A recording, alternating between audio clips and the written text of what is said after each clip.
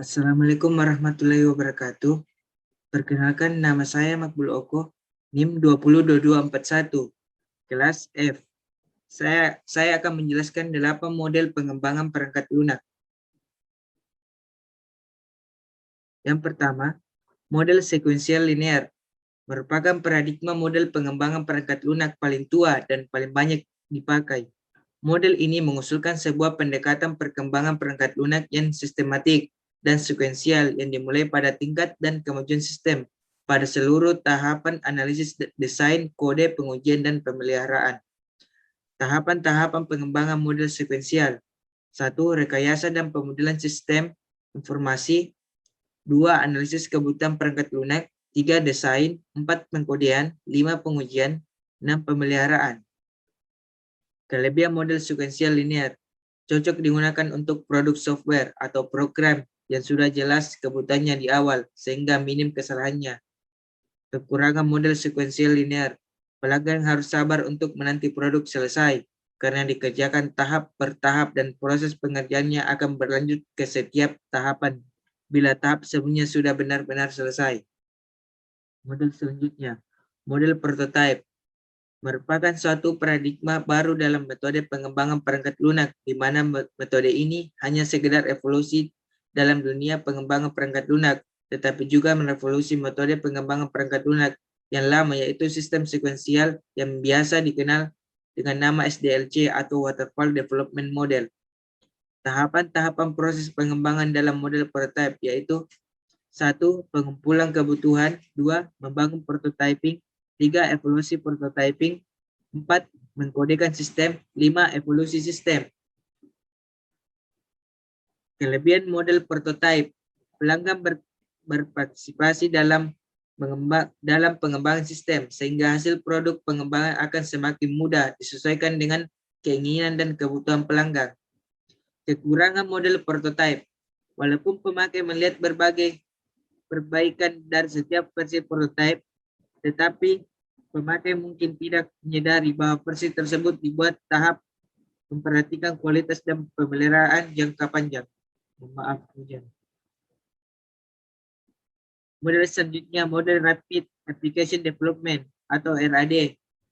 Sebuah model proses pengembangan perangkat lunak sekuensial linear yang menekankan siklus perkembangan yang sangat pendek, kira-kira 60-90 hari.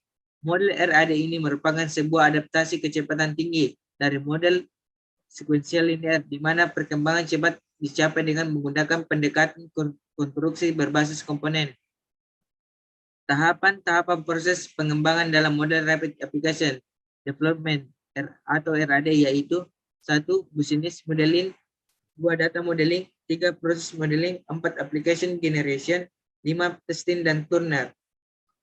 Kelebihan model RAD. Model RAD mengikuti tahap pengembangan sistem seperti pada umumnya, tetapi mempunyai kemampuan untuk menggunakan kembali komponennya sehingga pengembangan tidak perlu membuatnya dari awal lagi, sehingga waktu pengembangan menjadi lebih singkat dan efisien. Kekurangan model RAD. Model RAD menuntut pengembangan dan pelangkah-aktivitas rapid fire yang diperlukan untuk melengkapi sebuah sistem dalam kerangka waktu yang sangat diperpendek. Model selanjutnya yaitu model Evolutionary Development atau Evolutionary Software Process Model.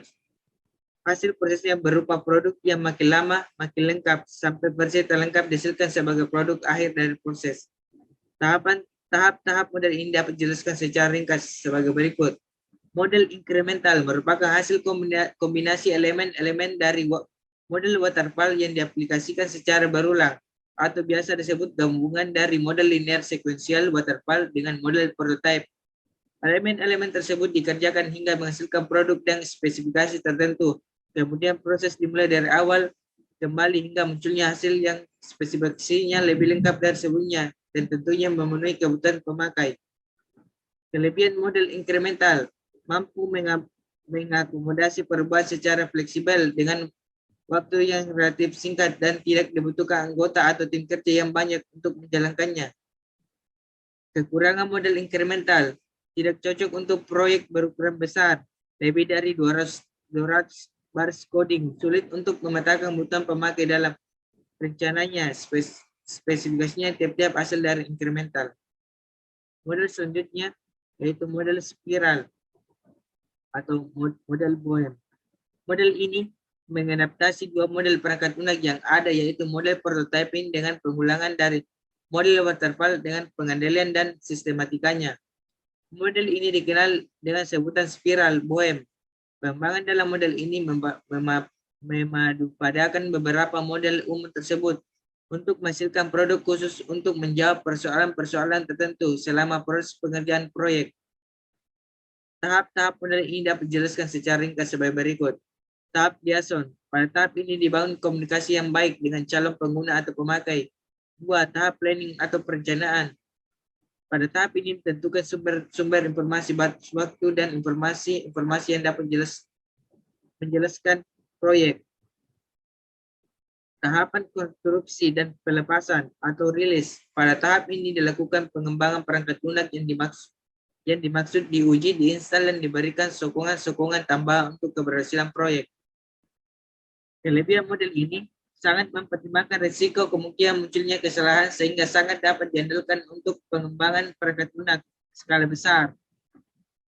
Kekurangan model ini, waktu yang dibutuhkan untuk mengembangkan perangkat lunak cukup panjang, demikian juga biaya yang besar. Selain itu sangat tergantung pada tenaga ahli yang dapat memperkirakan risiko. Model selanjutnya yaitu model evolusioner. Model ini bertumpang tindih dengan kegiatan spesifikasi, pengembangan, dan validasi. Sistem awal dikembangkan dengan cepat dari spesifikasi yang abstrak. Sistem ini kemudian dikembangkan dengan penerima masukan atau saran dari pelanggan sehingga sistem dapat disempurnakan sesuai kebutuhan pelanggan. Karena pengembangan tersebut berlangsung saat pengguna sudah menggunakan, maka memungkinkan kebingungan dari pengembang dalam menyempurnakan sistem. Karena terkadang kebutuhan pelanggan bisa berubah setiap saat. Tahapan-tahapan proses model evolusi. 1. Komunikasian. 2. Perencanaan. 3. Desain pemodelan. 4. Implementasi dalam bentuk prototyping. 5. Tahap testing. Kelebihan model evolusi meningkatkan kemampuan memimpin dan mengatur sesuatu dengan mengembangkan diri, menciptakan suasana yang sadar akan kualitas suatu produk. Kekurangan model evolusi, intensitas pekerjaan meningkatkan karena masalah akan lebih banyak daripada yang diperkirakan. Manajemen perlu berkomitmen untuk sistem yang berkualitas. Jika sebuah solusi dari sebuah masalah tidak dapat diterapkan, maka itu bisa membuat frustasi para pekerja. Model selanjutnya model P. Model P bisa dikatakan model ini merupakan perluasan dari model waterfall. Disebut sebagai perluasan karena tahap-tahapnya mirip dengan terdapat model waterfall. Jika dalam model waterfall proses yang dijalankan secara linear, maka dalam model P proses dilakukan bercabang. Dalam model P ini digambarkan hubungan antara tahap pengembangan software dengan tahap pengujian. Tahapan-tahapan proses model P. 1. Requirement analysis. 2. System design. 3. Architectural design. 4. Modul design. Kelebihan P model. P model sangat fleksibel. P model mendukung project tailor dan pengembangan pengurangan metode dan tools secara dinamik. Akibatnya sangat mudah untuk melakukan tailoring pada P model agar sesuai dengan suatu proyek tertentu dan sangat mudah untuk menambahkan metode dan tool baru atau menghilangkan metode dan tool yang dianggap sudah obsolete. Kurang P model terlalu fleksibel dalam arti ada beberapa aktivitas dalam model yang digambarkan terlalu abstrak sehingga tidak bisa diketahui dengan jelas apa yang termasuk dalam aktivitas tersebut dan apa yang tidak.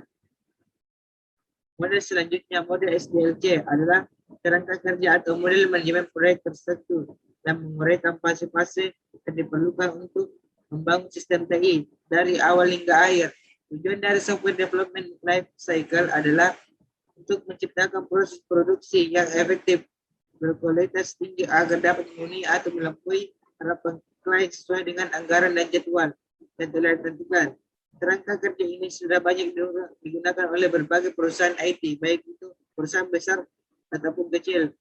Dengan tetap patuh terhadap kerangka kerja SDLC, maka perusahaan dapat mempercepat proses pengembangan dan meminimalkan risiko proyek terkait waktu dan biaya diperlukan. Tahapan-tahapan proses model SDLC: 1. Planning, 2. Analisis, 3. Desain, 4. Development, 5. Testing, 6. Implementation dan release. Kelebihan: terfokus pada tahap, jarang terjadi pengerjaan berulang, perubahan minim. Kekurangan waktu pengerjaan: kekurangan waktu pengerjaan lama, agak boros dari segi biaya. Setiap tahap harus fokus. Sekian penjelasan dari saya. Kurang lebihnya mohon dimaafkan. Wabillahi taufiq wal hidayah. Wassalamualaikum warahmatullahi wabarakatuh. Mohon maaf bahasa kecepatan.